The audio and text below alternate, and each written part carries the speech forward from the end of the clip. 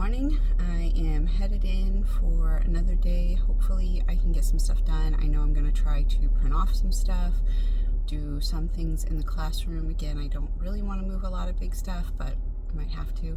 We'll see. Today is the 5th of August, so this is probably the latest I've ever gotten my class done. Usually it's completely done by the end of July, if not the end of June. So had a concussion this year in April, so that has made a difference in my timeline of being able to get things done. So but I'm headed up to the school now, and we'll see what I get done today.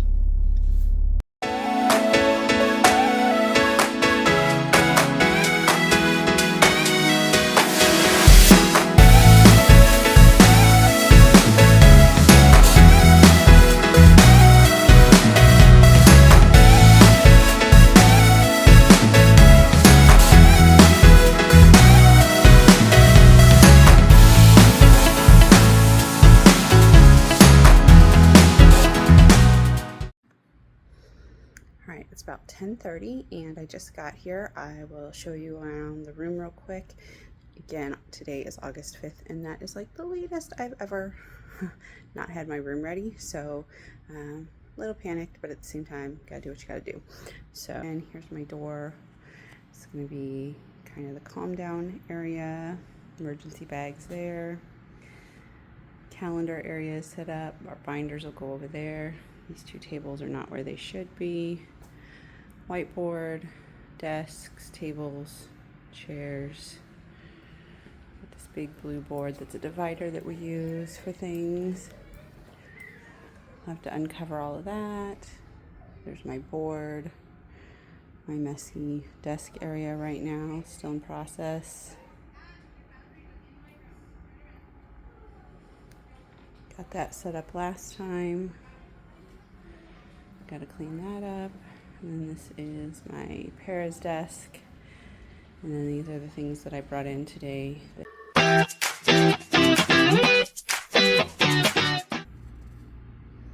So for little pieces like this, I like to make sure they don't move around once I put them in the plastic. So I go ahead and just put a little dot of glue on there and place them where I want.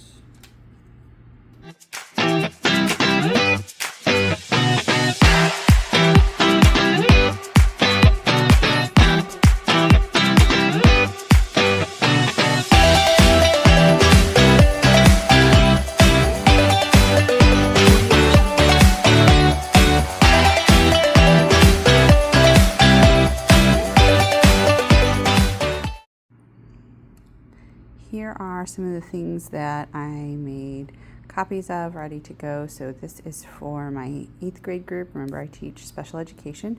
So we're doing reading, we're doing novel study. So this is the cover for their novel study. So this one, of course, is for Holes. This one is for The Giver. And that one is for the Westing game. So that's my 8th graders. Then for my 7th graders, this one is Number the Stars, Island of the Blue Dolphins, and of course The Lion, the Witch, and the Wardrobe. So those are the books that each groups will be reading. Then I made a guest teacher binder for when I have a substitute. This is my paraprofessionals binder. I went ahead and covered her name just so that you would be able to not see her name. So this is what is in my information here.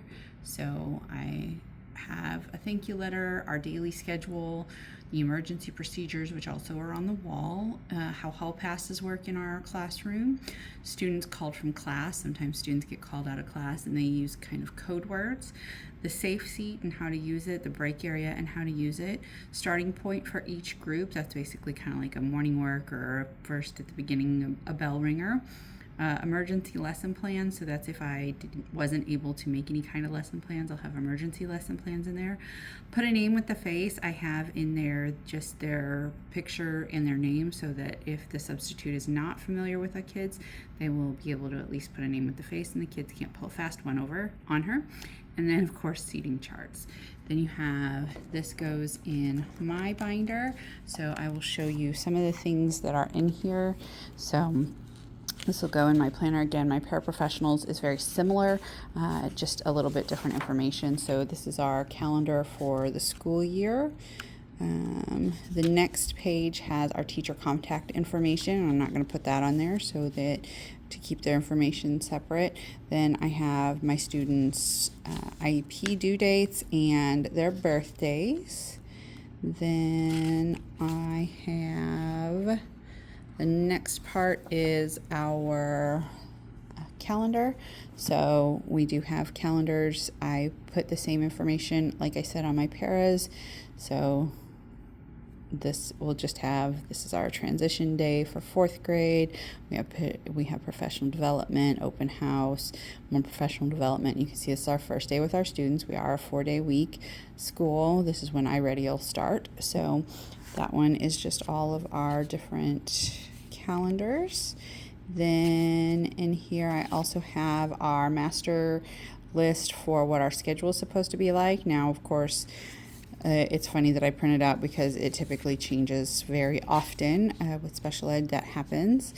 The next page I have is going to be phone extensions for our in-school communications. Then let's see. Then I also have the students' passwords for their computers, just because sometimes our students will forget, so it's nice to have them, and that way we don't have to try to call the tech guy because he's a very busy man. So, and then I also have their birthdays down there as well, just lined up in what order they come for school. A lot of my kids actually have their happen to be during the summer, so I do their half birthdays. So if I look at this, I have 1, 2, 3, 4, 5, 6, 7, 8, 9, 10, 11, 12, 13. I have 13 kids whose birthdays are in the summer, so I like to do their half birthday. Of course, the only problem with that is one of them falls during Thanksgiving break. Then 1, 2, 3, 4 of them fall during Christmas break. So we still try to do it as close as we can to those half birthdays, but we can only do what we can do. So let me show you around the rest of what I got done today. Of course, if you're a teacher, you know after the first day of really taking time to set stuff up, your classroom actually looks like more of a disaster than anything because I have stuff laying everywhere. So let me turn you around. So you can see over there in the corner, I haven't taken the purple off of that yet. I also put the blue screen over there. I haven't decided where I'm going to keep it for now. So this is a group area for students. Also, if they need to sit individually, I can move these desks wherever I need to. You can see I have a teacher chair there. Of course, that's the board. My desk area doesn't look that much more fabulous. I did get out my prize box, so that is here. I have some prizes in there. Another teacher brought me some pencils, so there's different pencils in there for the kids. We have some rings. I'll refill this. This is just what was left over from last year, or the stuff that the teacher just brought me. Put some files there with the file folders. Not sure if I'm going to keep it like that. Plugged in the refrigerator and the microwave because those are important. This still looks the same. You can see I have tables now set up for this. I have kind of an L-shaped table here. This, I like it so that I can either have the kids facing the board or the whiteboard over here. I use the middle there for a place to write things for these students. You can see I have stuff laying out that I may or may not put up. I haven't decided yet. Some of it is for sure. So we do a cursive and a print alphabet just because some of our kids are ready for cursive and some of them are not. Again, I teach 4th through 8th grade. This year our school theme is ocean, so I did find some of my old ocean stuff that I had, so I pulled it out to see if I have room for it. I don't want the room to be too busy.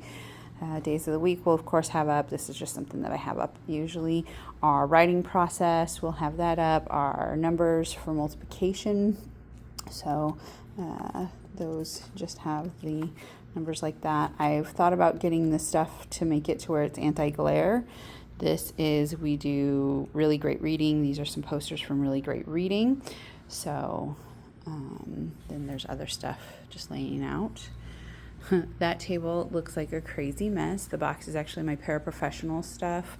That's stuff that still needs to be laminated with my laminator.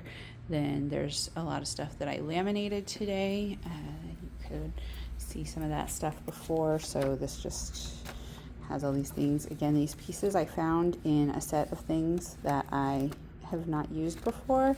These cute little guys came in a new pack that I just got. So these numbers down here, I honestly do not know what they're from. So I went ahead and laminated them while I was at it, just because I can. This is another working station. Again, this is a working station as well. You can see that there was the teacher chair back there. That way we can utilize this board. You can see I have a multiplication chart and a counting to 120 chart. We use the 120 chart sometimes just because kids need help with rounding or counting by 2s, 5s, 10s, evens, odds, whatever we need to use that for. This is my rolling cart station. This is, the kids can get in here and get whatever it is that they need. You can see we have lined paper, dry erase boards, the markers, and erasers are in there as well. So there's that.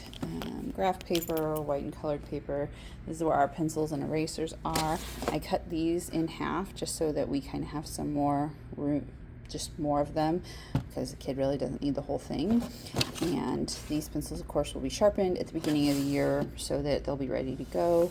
These are colored pencils. These are markers. That one's and thin ones. This is obviously our scissors and glue. This is crayons. These drawers get stuck all the time. These are highlighters of different colors so the kids can use them.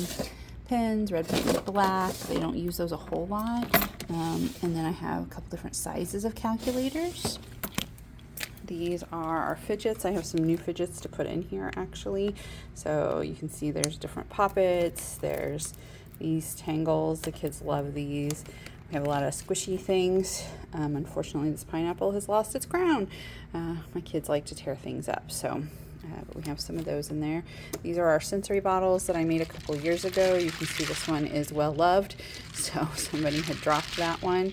So the kids love these, so we keep them right here so that the kids can go ahead and get them. This of course goes with the theme as well. I don't have it turned on right now. I think it's on my remote, so my remote's not turned on yet, so I will show you that later. That is where all of our binders are held. Of course, that's our calendar. There's some flexible seating. There's chairs under there, the wave chairs that is a desk and chair. Then the seats to put for the kids to, if they want to put them in the chair. This rocker is supposed to go to the elementary, so it actually sits on the floor and a kid can sit on it and rock. There's a student in the elementary that is needing it this year, so they're going to move it over there. I added the pillows to the rocking chairs here. I found some goodies in the workroom, so I grabbed some binders because you can never have enough binders, and sleep protectors. That mess needs to be cleaned up. It hurts my heart to even look at it right now. And then that's all of the stuff that I had brought in this morning. I did hook up our pencil sharpener. I put it here on my para's desk because we don't let our kids do the pencils. We go ahead and I will have a bucket, which is right here, that is going to say needs to sharpen, and that's actually going to be over here with the other supplies so that the kids will be able to get their pencils sharpened and they can just take a pencil out of the thing. Snack station, you can see we already have some snacks. I brought in some other cereal as well. This tray, I'm not sure if I'm going to leave it here. It's supposed to be for our safe seat letters. I have a couple different formats for my students, again, special education, to kind of help them. This will be our safe seat area. It is not all set up. Some of this stuff is going to come off of there. So yeah, that's the tour of the room so far. And so this is the end of day 2. It is about, let's see, it is 3:10, so I've been up here a while, and I'm going to go ahead and head home and rest. So this is the end of the second day of doing work here in my classroom.